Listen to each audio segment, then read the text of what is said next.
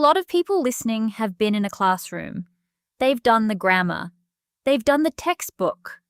And they might be thinking, am I doing this wrong? Not wrong, but it's really inefficient. The brain can absolutely learn language through formal study.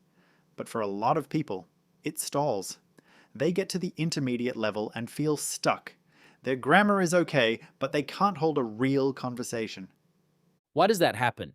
Because speaking and listening in real time uses a completely different part of the brain than reading and writing grammar rules. You need to train your brain to process language automatically, without thinking about the rules while you're doing it. You're much better at being able to have a chat with someone than having perfect English. Let's face it, no one has perfect English.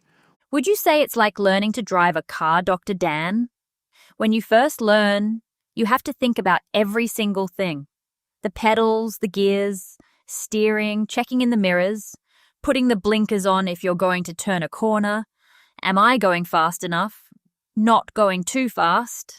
But eventually it becomes automatic. Yes, Tash, it's exactly like that.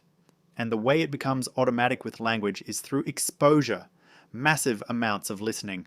The brain starts to recognize patterns, not consciously, subconsciously. And then one day, you open your mouth and the right words come out without even thinking. And that's exactly what we're doing here. Every episode, our listeners are getting natural Australian conversation. Right.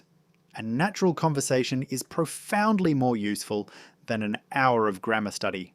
The brain is soaking up rhythm, intonation, and vocabulary in context, building a model of the language without even knowing it's happening.